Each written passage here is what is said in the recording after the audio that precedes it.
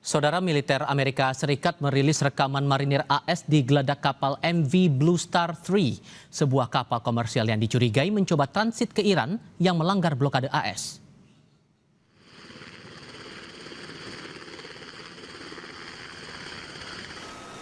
Departemen Pertahanan Amerika mengunggah di media sosial X saat marinir AS melanjutkan blokade laut terhadap Iran. Pasukan Amerika melakukan pencegatan dan memeriksa kapal apakah terafiliasi dengan Iran. Namun, pasukan Amerika melepaskan kapal itu setelah mencari dan mengonfirmasi kapal itu tidak memiliki rute atau singgah di pelabuhan Iran. Komando Pusat Amerika atau CENTCOM mengatakan sejauh ini 39 kapal telah dialihkan telah dialihkan dalam operasi blokade maritim. Kebuntuan antara Amerika dan Iran telah diklaim efektif mencekik hampir semua ekspor melalui Selat Hormuz.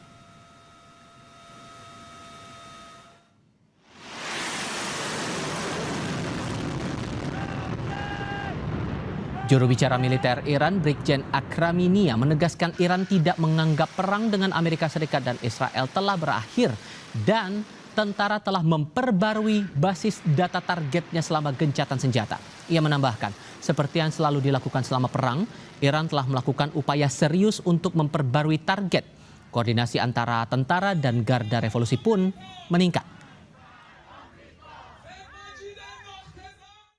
دلیل اینکه اعتمادی وجود نداره به امریکا و دشمنان ما همیشه به همون شکلی که در طول جنگ عمل می‌کردیم با جدیت تلاش کردیم اهدافمون رو بروز کنیم، بانک اهداف رو بروز کنیم.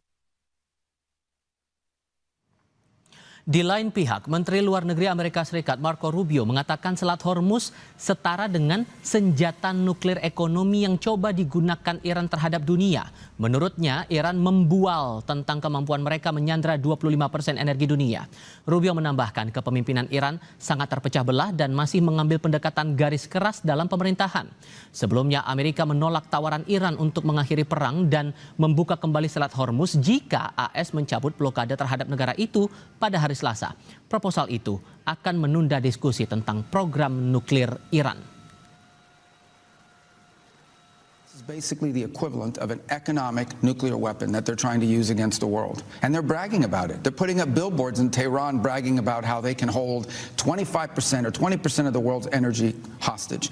Imagine if those same people had access to a nuclear weapon. They would hold the whole region hostage. The blockade is not a blockade against shipping. It's a blockade against Iranian shipping because they cannot be the sole beneficiaries of an illegal, unlawful, and unjustified system of tolling and control in the Strait. If Iran was just a radical country run by radical people, but, it'd still be a problem. But they are revolutionary. In essence, they seek to expand and export their revolution. Not just what they do in Iran. That's why they're with Hezbollah in Lebanon. That's why they've supported Hamas. That's why they've supported the militias in Iraq. They don't just seek to dominate Iran, they seek to dominate the region. And imagine that with a nuclear weapon. Lagi-lagi pembahasan soal nuklir menjadi titik kebuntuan antara Amerika Serikat dan Iran. Iran bahkan mengancam siap melanjutkan perang jika blokade di Selat Hormuz tidak juga dibuka Amerika. Tak hanya itu, militer Iran mengaku sudah menambah daftar target serangan mereka jika perang berlanjut. Lalu apa yang membuat Iran minta penundaan soal membahas nuklir? Kami akan diskusikan ini bersama dengan para narasumber. Bergabung di studio untuk saat ini, mantan Atas Pertahanan Republik Indonesia di Iran, Maijen Purnawirawan Budi Pramono. Pak Budi, selamat datang Bapak, apa kabar? Baik Mas, apa kabar? Kabar baik, terima kasih semua sudah bergabung. Dan di sambungan dalam jaringan, bergabung juga bersama kami praktisi sekaligus pengajar hubungan internasional dari Synergy Policies, Dina Prapto Raharja. Mbak Dina, apa kabar Mbak?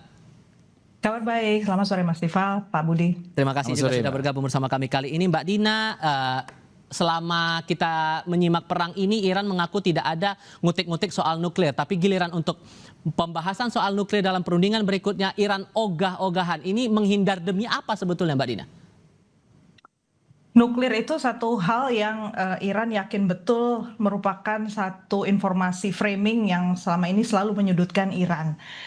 Kita sebenarnya ingat ya, satu orang di Amerika Serikat pejabat tinggi Amerika Serikat, Tulsi Gabbard, pernah bilang bahwa Iran sebenarnya masih jauh itu dari punya senjata nuklir.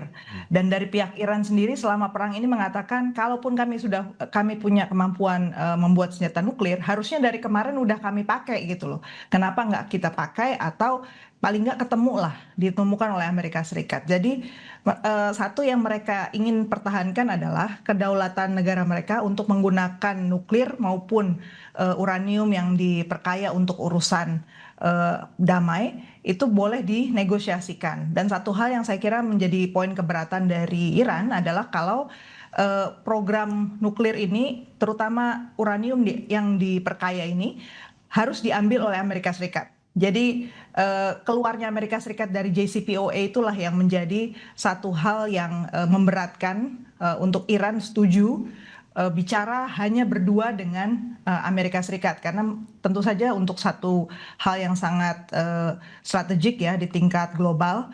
Sebenarnya memang sebagai orang independen juga saya melihatnya gak mungkin juga lah diserahkan hanya pada Amerika Serikat, karena itu satu hal yang sangat berbahaya tentunya jika satu negara keluar dari perjanjian multilateral kemudian mau mengambil alih senjata nuklir atau potensi membangun senjata nuklir dari negara lain dengan alasan itu mengambil uranium dari Iran gitu. Jadi memang itu satu hal yang nggak bisa dibilateralkan gitu antara Amerika Serikat dengan Iran. Makanya kemudian Iran beralih ke isu Hormuz dulu, karena Hormuz itulah yang selama ini berhasil membuat Amerika Serikat belum masuk atau gagal untuk mempenetrasi Iran sampai ke dalam. Oke, karena pengalaman Anda Pak Budi pernah bertugas di Iran, tak membaca Iran konteksnya tidak mau membahas soal nuklir itu sebetulnya apa Pak? Apa yang coba sebetulnya dihindari dari Iran kalau membahas soal nuklir? Ya, kembali ke trisulanya Iran Mas. Trisulanya Iran itu nuklir, the power projection of Shia, sama energy security, minyak dalam hal ini. Jadi kalau menurut saya nuklir ini adalah salah satu dari core of the core dari apa yang namanya the best leverage dari Iran. Iran tidak akan duduk di atas meja kemudian dia tahu benar bahwa apabila dia membahas nuklir ini adalah titik kematian dia. Nah, ini orang Sun Tzu banget. Jadi jangan sampai kita melepaskan keunggulan kita sebelum kita yakin seyakin-yakinnya bahwa menang. Nah, itu Sun Tzu banget. Nah, kemudian ketika Mas nanya nuklir, saya jadi teringat bagaimana Rahbar saat itu menyatakan ini adalah dosa-dosa Amerika yang telah membunuh bapak saya, anak saya, istri saya. Dan di situ dia mention bahwa dan juga telah membunuh ahli-ahli nuklir, orang-orang ahli membuat persenjataan. Itu kan disebutkan oleh Mujtaba bahwa ini adalah dosa-dosa Amerika. Kemudian dia kalau seandainya Amerika masih juga stubborn seperti itu atau katakanlah tidak nurut sama kita, itu kan disampaikan sama dia bahwa saya akan mengundang Rusia dan Cina untuk tinggal di tempat saya, untuk membangun home base di tempat saya.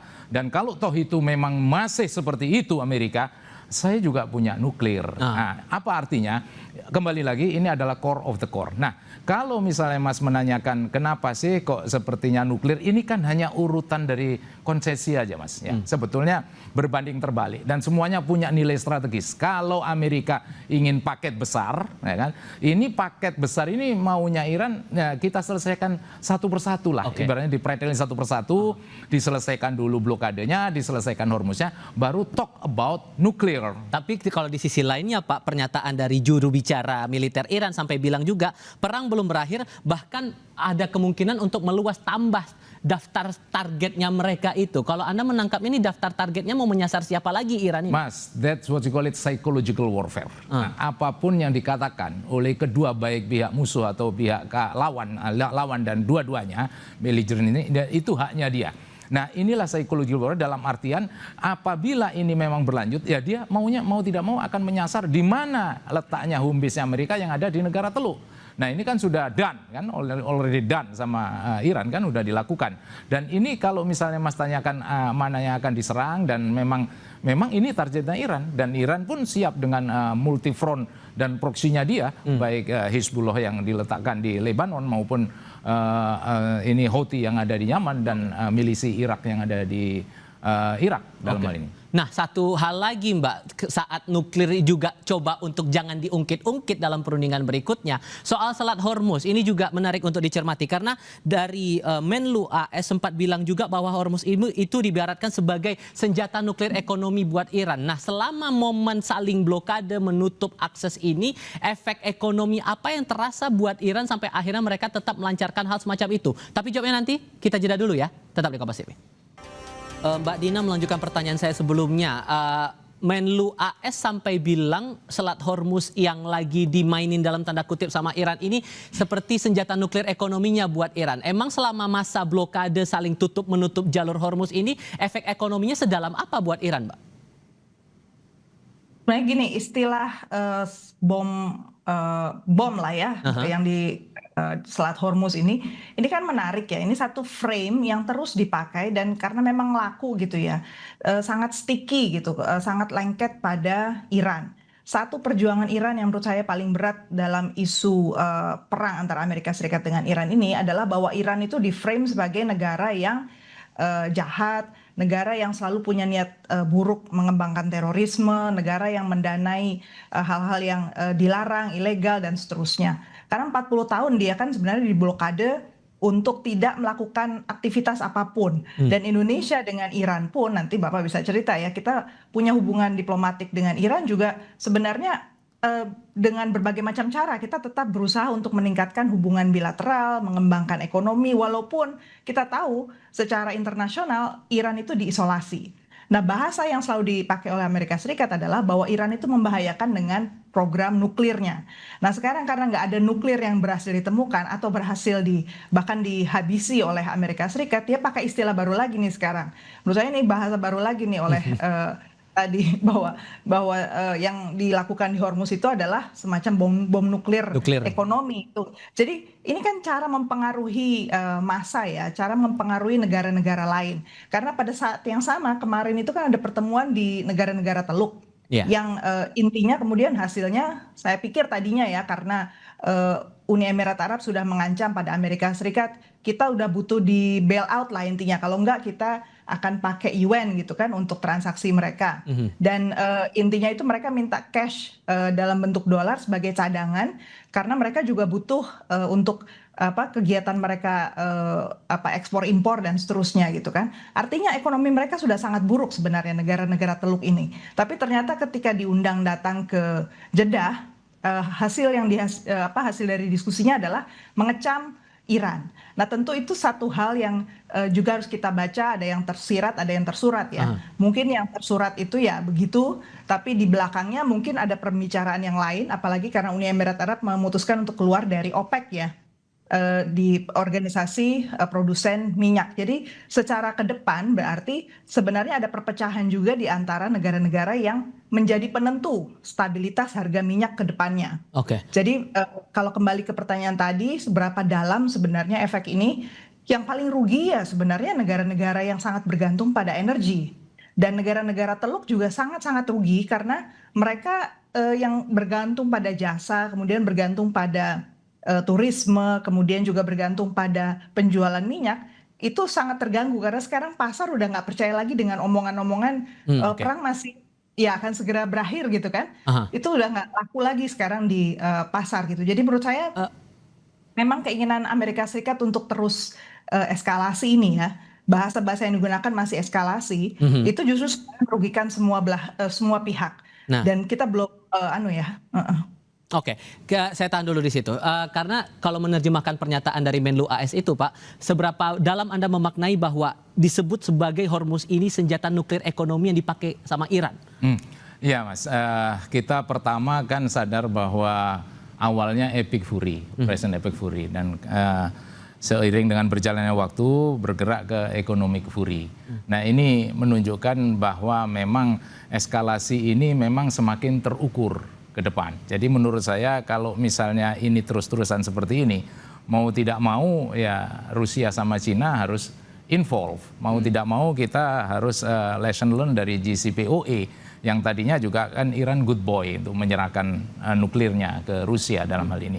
Nah, ini apakah bisa diulangi lagi agar terjadi sukses dan tidak mencapai deadlock terus-terusan. Nah, kalau tadi Mas menanyakan bahwa apa materi Mas? Tanya Mas tentang ekonomi ya, menuju ke arah, ya jelas lah Mas, ini menuju ke arah ekonomi. Karena apa?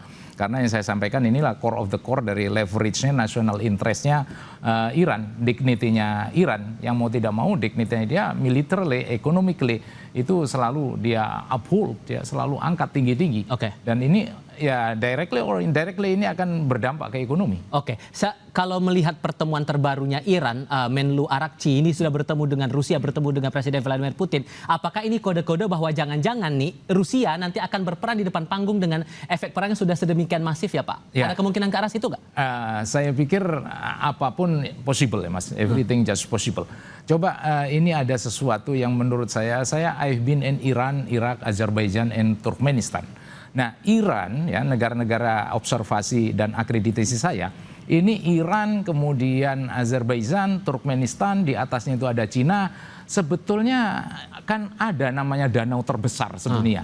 Danau terbesar sedunia sebetulnya Laut Kaspia yang saat sekarang ini. Nah, di Laut Kaspia ini ya below than surface, bagaimana hubungan Rusia dengan Iran ya, in term of military support dan lain sebagainya. Ini nggak semua orang banyak tahu tentang hal ini. Itu yang pertama. Kemudian yang kedua, rudalnya Iran. Rudalnya Iran ini bukan hanya konsumsi untuk Iran. Ini sudah resiprokal dan sudah ada jualan ke Rusia. Bagaimana dengan perang Ukraine sama Rusia dalam hal ini. Apa artinya? Artinya Rusia ini means a lot. In term of militarily, in term of diplomatically side, ini means a lot. Nah, kalau Mas menanyakan apakah nanti kemungkinan ada tampil ke depan, saya pikir mungkin saja. Kenapa? Karena ini simultaneously dibarengi dengan bagaimana negara-negara teluk sekarang yang mulai hedging, melihat bagaimana Cina bagaimana dengan BRI-nya yang sudah lewat di Iran bagian timur dan memang merambah ke dunia negara-negara teluk. Ini kan sesuatu yang sangat saling complement each other agar agar memang mau tidak mau Rusia dan Cina harus involve.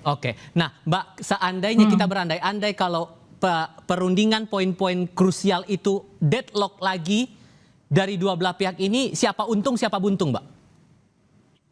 Gini, kalau posisi Amerika Serikat masih keras, intinya kemungkinan besar adalah pasti akan ada dialog yang buntu lagi. Karena Iran sudah berusaha untuk memecah poin negosiasi antara Hormuz dengan nuklir.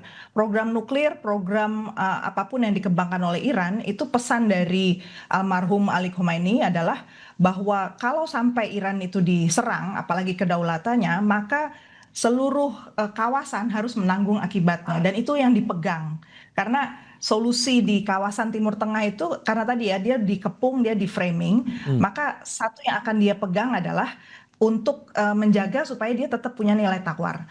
Nah, tadi menyinggung sedikit soal Rusia dengan Cina. Kalau saya punya pandangan bahwa mengajak Rusia dan Cina itu sebenarnya dengan perhitungan khusus juga si Iran. Karena kalau si Rusia itu sebenarnya punya agenda yang terpisah juga sama si Iran. Dan Iran hati-hati juga, makanya dia dalam statementnya juga bilang kita sebenarnya ada jarak, tapi mudah-mudahan dengan kita ketemu begini kita lebih saling memahami gitu. Jadi di situ sebenarnya karena ada kepentingan yang berbeda dan Rusia itu bisa sekarang udah kelihatan ya, dia mulai menaikkan harga minyak, harganya premium gitu kan, sampai India tercekek gitu kan, bener-bener anjlok gitu ekonominya India, negara terbesar di dunia itu sampai anjlok gitu. Jadi Cina juga kepentingannya menurut saya beda karena Cina itu sudah punya konektivitas yang begitu besar, berbeda sekali dengan Iran. Jadi kalau kita melihat faktor Rusia dengan China, ini sebenarnya levelnya itu supaya tiga ini mempertimbangkan dengan si Amerika ya maksudnya, sebagai negara-negara major powers, mereka tuh punya kepentingan masing-masing yang justru akan saling bentrok kalau dia tidak bisa menyelesaikan masalah Iran gitu kira-kira. Singkat saja Pak, kalau melihat peta kekuatan dari dua belah pihak AS dan Iran, kalau kemudian ini panjang durasinya dan kalau perandai-andaian Anda Rusia kemungkinan akan maju di depan panggung, posisi kekuatan sama-sama imbang atau enggak? Singkat saja Pak. Tidak imbang. Siapa paling mencolok? Tidak imbang kalau kita bicara conventional warfare. Karena bagaimanapun juga Iran yang sudah diembargo 40 tahun, dia tidak akan bisa menyamai konvensional. Tapi kita harus tahu dan sadar bahwa yang namanya Iran, dia tidak menginginkan kemenangan conventional warfare. Dia hanya menginginkan bahwa dia diperhitungkan. Dia hanya menginginkan bahwa dengan Swamputnya dia, dengan Takafarannya dia, dengan Nohetnya dia, dengan Hormuznya dia punya leverage. Itu saja, dia tidak akan ingin memenangkan konvensional. Tapi dia hanya mampu dan bisa dan akan dia capai apa? Membuat costly. Bahwa perang yang dilakukan oleh musuhnya dia itu akan membuat sangat mengeluarkan biaya yang luar biasa dan itu sangat melumpuhkan musuhnya. Baik, Pak Budi terima kasih sudah datang ke studio. Mbak Dina terima kasih juga sudah bergabung dalam diskusi kami kali ini. Sehat selalu untuk Anda berdua. Selamat sore.